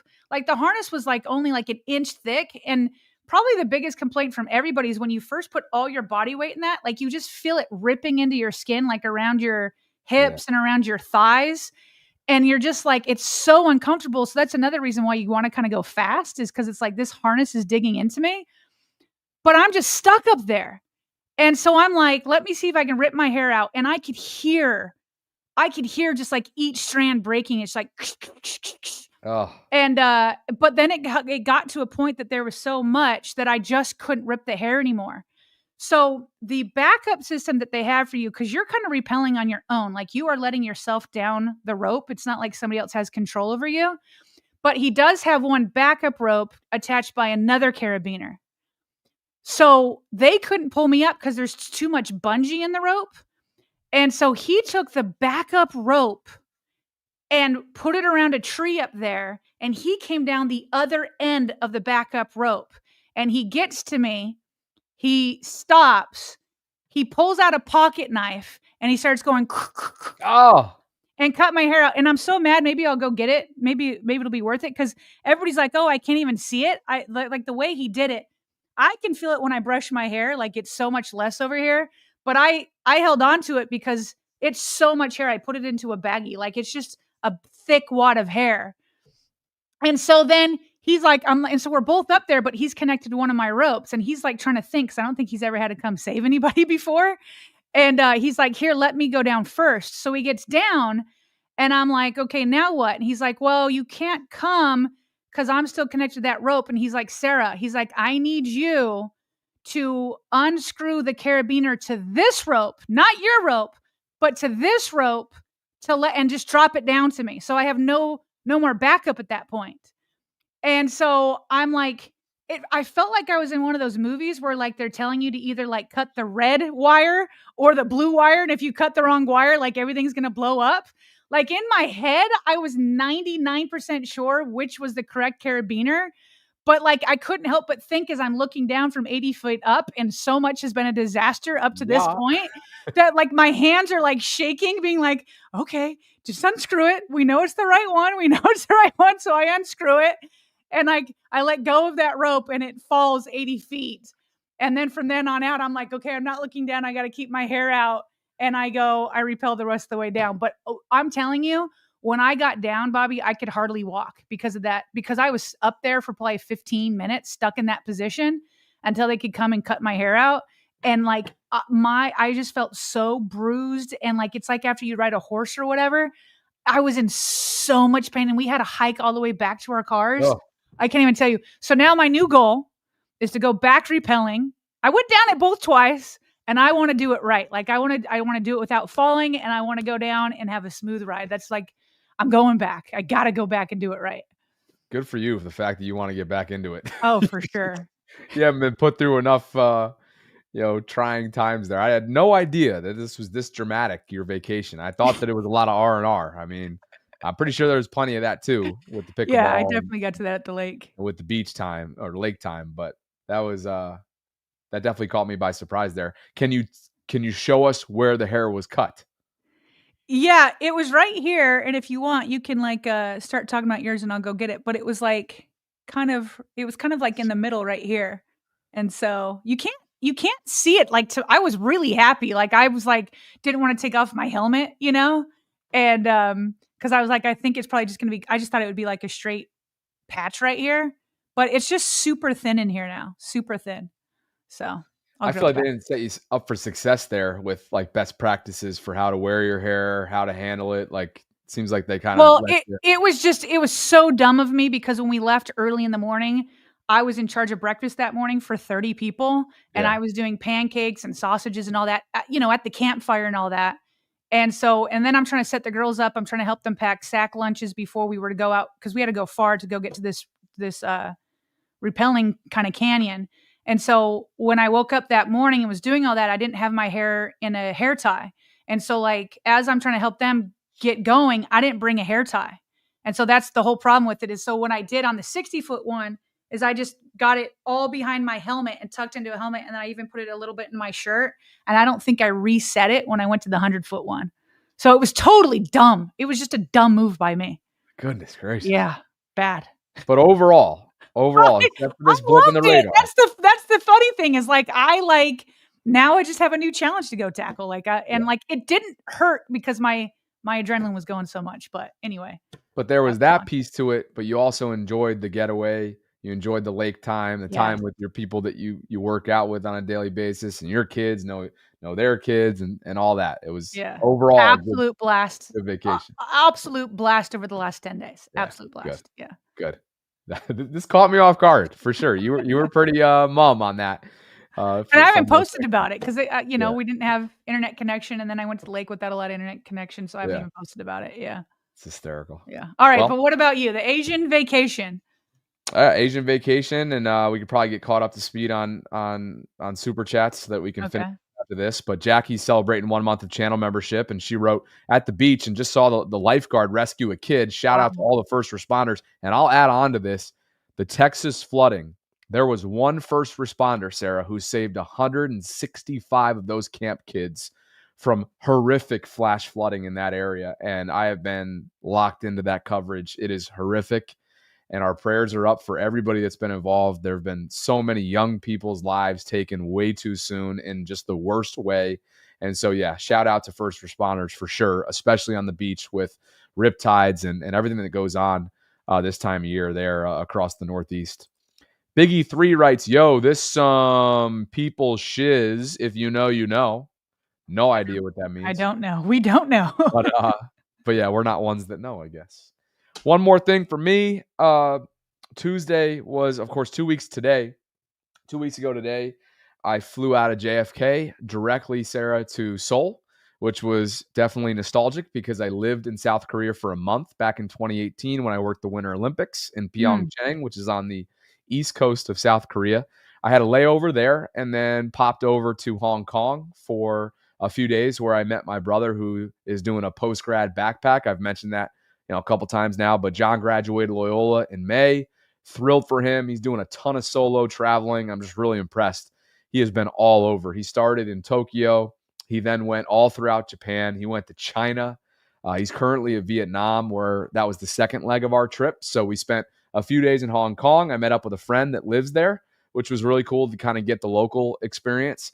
We then flew to Hanoi in the north of Vietnam and had an unbelievable time there in the hills in a place called Ajang. It's spelled HA space GIANG, and they host what's called the Loop.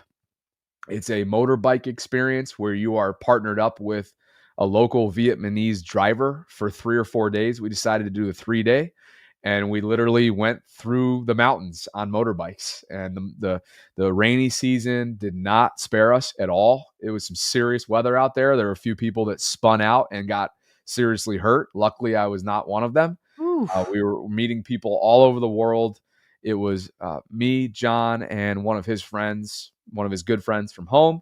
The three of us had it was interesting. I think the big takeaway of the trip for me, as many of you may have seen on social media, was this is their trip. They're 22 years old. They just graduated college, and here I am, the OG, the former backpacker at 30 that I wanted to keep up with what they were doing. I didn't want to change their itinerary. I didn't want to come in with any expectations. And that came with plenty of challenges. We were roughing it, like less than $5 per night type hostels. Oh, some didn't have bathrooms within a close proximity. Some were overcrowded. Some were extremely nasty. It was like this was roughing it. But this was their trip, and I did the same exact thing way back when in college. So it was important for me not to take over, but it made for a lot of humor along the way. And I'm sure some of you guys were following along on Instagram. I'll share with you, a few things that took place, including the buzz cut done by my mother prior. This was on the backyard, back porch. And well, here you go. The bro, he's already been out there for a month. I think it's time for a new dude. We'll say this does feel a little risky just because for the first time since I had my hair transplant, which I'm 2 years removed from now, I'm shaving this thing. Going on record, this is a very bad idea. All the boys' hair right out here as kids, literally on this back deck. Is taking you down memory lane or what? Yeah, you had a lot more hair back then though, bud. Mom. Scary. Half man, half drugs, after this. Oh boy. Half the bucks, crush dudes after us. No days, we ain't laughing much. Nothing but big things. Check the hit list, how we twist shit. What changed but the name? Not mom We approved. still here, you're rocking with the best. Don't worry if I write rhymes, I write checks. Who's for the the boss? profile. Who's lost? Don't say cause I might doubt I'm too long. And that right there is on my train ride to JFK. It is never easy when you live in Albany trying to get to a major airport. But that, Sarah, was how it all began. You might ask, why did you buzz your hair? One, there's something about going to Asia, to a third world country where we were in Vietnam, that just kind of gets you fired up. Like it gets your curiosity trait just rolling. Mm-hmm. And I get excited about going to places that I know nothing about. And so for whatever reason, I did it in Thailand several years ago, and I decided to do it again. It was also a good chance for me to follow up with my hair transplant doctor to kind of give him an update. And that's what ultimately inspired the follow-up appointment that's going to be had at some point. So the other part of it was I thought I knew humidity, Sarah, before I went to Asia in July. It was stupidly hot. Yeah. To the point where you can't even open your eyes at times. You're sweating so much because of the salt. So I felt like that prepared me well. From there, a little Hong Kong rooftop bar action called iBar, overlooking one of the many skyline views of downtown Hong Kong, which was super cool. A lot of islands in Hong Kong that I was sort of unaware of. And we were staying in a neighborhood called... of course, now I'm forgetting it, but my buddy Mike lives there, and it's been so long. It feels like it's been so long that I'm just forgetting the neighborhood, but a really cool city. It feels like the New York of Asia, to be honest with you. Doesn't it kind of look like it? I mean, look at the skyline. That's some serious skyline right there. Seriously. And it is kind of the New York, but it's bigger, right? Like way bigger? Way bigger. The population? Yeah. I've never been to Hong Kong, but I'd like to. It's just a massive city. So we enjoyed that from above, up in the clouds there. From there, we went to Vietnam. Like I said, we flew into Hanoi, and this is a little shot of the boys. John's in the middle, my youngest brother. JJ's on the far left, his buddy from high school. And this is in the Loop. This is one of the many overlook spots. And unfortunately, with that rain came a lot of overcast skies, as you can see in the past, or I should say in the background. But still, it doesn't take away from the views here. Just an amazing. How should I even put it? Go ahead. Say what you're going to say. Sorry, but I'm hoping you can explain the Loop more to me, because I did see you on the back of a moped. Yeah. So basically, you're signed up. You're paired up with local Vietnamese drivers, and you're with a group, but it's a condensed group. It's like a group of 10. Okay. And over a 3-day period, you go through different paths of the loop, which are paved roads all throughout this mountainous range north of Hanoi. We're literally on the China border. One of the stops we could see China. And basically every single night you go to a different hostel and you're with folks from all over the world, and you're in your small groups and you're enjoying, meals, breakfast, lunch, and dinner. You're making various stops all throughout the hills. You're going to overlooks. You're, playing games at night and swimming and waterfalls and you name it. So probably the best way to describe it, though, is just going to the reel that I put up. Yeah. And go ahead and mute that just in case from a copyright perspective. Music. Yeah. It's just me having a little bit of fun here. Yes, we went to a couple clubs. There I am. I just tried to condense it all in 40 seconds. So we'll let this loop and run a couple times. There I am up in the gondola overlooking Hong Kong. Yes, there was a little bit of smoking. I tried a bong, a Vietnamese bong. There's John and his future wife, by the way. That's the big love story, by the way. It's not me. Oh, really? I didn't find anybody that.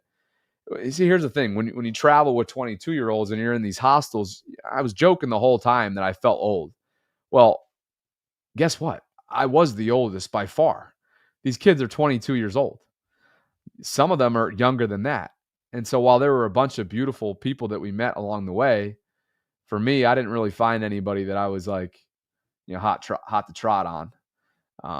John did. This young lady named Noah that you're going to see here in a little bit that he was singing karaoke with.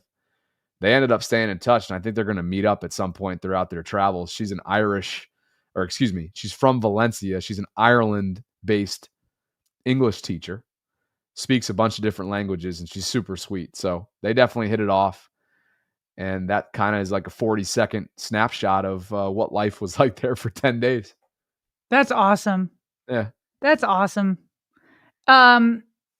Yeah, it's funny to me that you do keep calling yourself an old man, and that is different to be in these $5 hostels or whatever. But like, shoot, you have so many big years ahead of you, so many great years. Like I'm rappelling down rocks at 45. Like you're not an old man. Obviously you're not. And I feel like I mostly hang out with people that are like almost like 8 or 9 years younger than me, because like that's how active I want to be. You know what I mean? So like you just go do what you want to do. Of course. And a lot of this is for the parody. For sure. I've been having a good old time, having a little bit of fun with my mom this summer, and just in terms of some of our banter back and forth, living as roommates just for a couple months. And I think the same could be said for I got a lot of life to live, and I think some people were like, yo, what's the deal? What's the deal with you acting like you're so old? Well, hey, when you live with 22-year-olds for 10 days abroad, you kind of feel that way. These guys drink like fish. They want to live in these places. Yeah, that's I did. And so I'm trying to keep up, and the people that we're hanging with are also young, so it just adds to this sort of sleep deprived state that I was in, that I just tried to lean into and have a little bit of fun with. So overall, you're feeling pretty good here now. Like, are you feeling rested, or are you still a little sluggish? I'm actually a little under the weather. You can probably hear it. I have a little congestion going on, and this is under the TMI category, but I'm constipated. There's something going on with my bowels. I don't know what the heck's happening. I had a lot of issues in Vietnam that I talked about online. My mom wasn't appreciative of that. But I'm a little messed up right now, to be honest. Okay.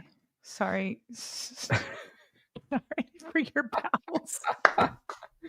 But I'm telling you, when you said bowels, I was trying not to laugh because I do feel bad for you. yeah, my gastro stuff took a tough turn over there. I tried to tell John, bro, the cuisine is not for a trosset stomach. In Asia, I've lived this life twice already. Yeah. And he wouldn't have any of it. You don't want to see a country. You just want to check off the box. You don't know how to truly experience culture. I'm like, bro, I get it. All right. This is my 3rd time around in Asia. All right. This is my 23rd country that I just hit. I get traveling. Yeah. And he wasn't willing to let me have that one. So awesome time. Really, really special experience. I think you just, with all that fogginess that I have right now, it's still that doesn't trump the gratitude that I know that you and I always come back with and go into vacations with. I feel very, very fortunate. And there's something about, working at the clip that we do now for 3 years running to get this thing off the ground, that when you do pry yourself away, I use the word pry because it's very difficult to do so. But then once you actually get to that destination, you're just overcome with adrenaline, in your case, rock climbing essentially, or free falling in your case. And then for me, just being in a foreign country with your brother who's in the middle of just a once in a lifetime opportunity. He may not be able to travel this extensively until retirement. And so I just try to give him that wisdom throughout the time that I had with him to make sure that he knows this is special, and the fact that he made time to do this leading up to his employment, which is the first week of September, a start date in Baltimore. He'll be staying there, is special. So I appreciated the time that we had together. I appreciate the time that we gave each other, and built in as we always do this time of year. And ultimately, we appreciate you guys for allowing us to do this, because we've been growing at such a rapid rate that we felt confident that we could take a few extra days. So thank you to all of you for your patience. Thank you for all of your support. We're 2 weeks out from training camp, 1 week out from rookies reporting, and I feel not well rested, but very fulfilled. And I will be in the next couple of days, rejuvenated. So appreciate you, partner. I have one comment and one question. Pretty sure there's some over-counted stuff that can help you with your bowels, which I'm considering. Yes. The second thing is, your brother alone there now? As he continues his Asian vacation, is he on his own now?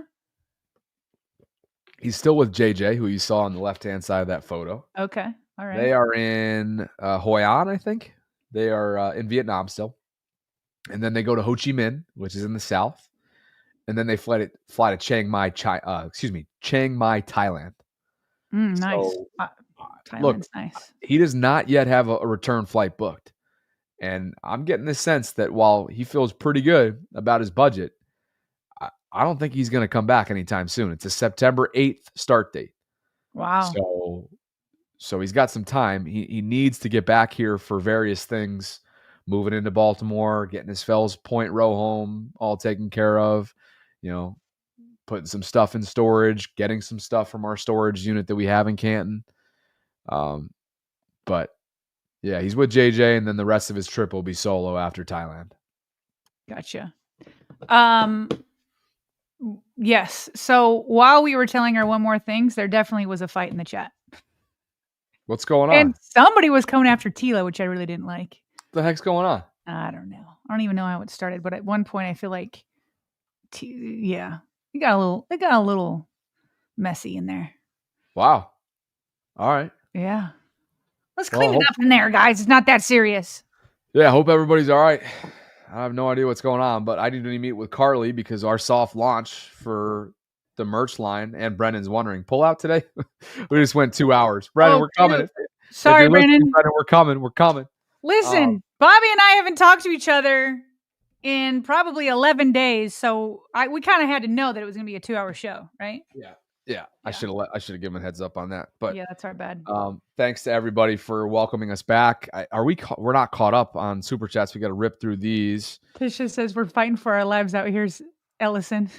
Man, let's see. So Vicky 3 says, for Angel or Yo Angel, we gonna spin. Watch it, gang. Wrong idea. We don't read violent super chats, and it sounds like Rave is flirting with that today. So, well, that's because there was somebody threatening violently Tila, and I'm like, how do you get into it with Tila?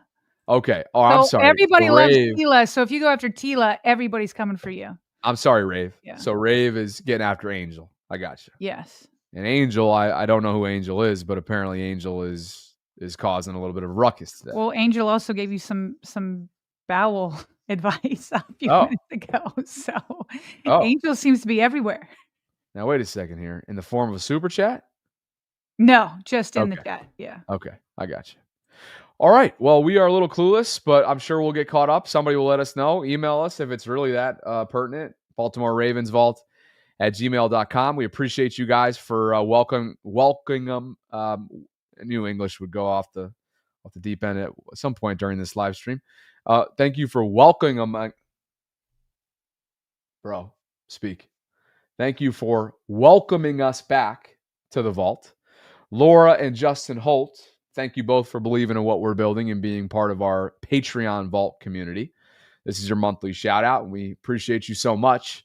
If you guys are interested in doing the same, you can go to patreon.com/Ravens Vault Podcast, where you can learn more about what we're offering.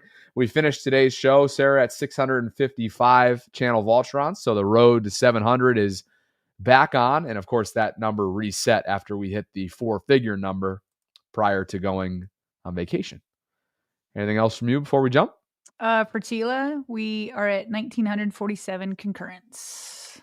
And a great, solid show. I think we were well over 500 at one point on YouTube. So thank you guys. If you could like the video, subscribe to the channel if you haven't already done so. Hit that notification bell. Go check us out in the audio-only space if you haven't already done so. And for Sarah, I'm Bobby, signing off from this Tuesday show. We'll be back with you in well under 23 hours for a Wednesday edition. And be on the lookout. We've got some information coming. The Vault merch line comes to a store near you at some point in the near future. If you are a channel member, if you are a patron, just know you're going to have early access to our soft launch coming up on Friday. More information on that coming up. Thank you for everything. We'll catch up with you on Wednesday, if not before. Thanks, guys. Talk soon.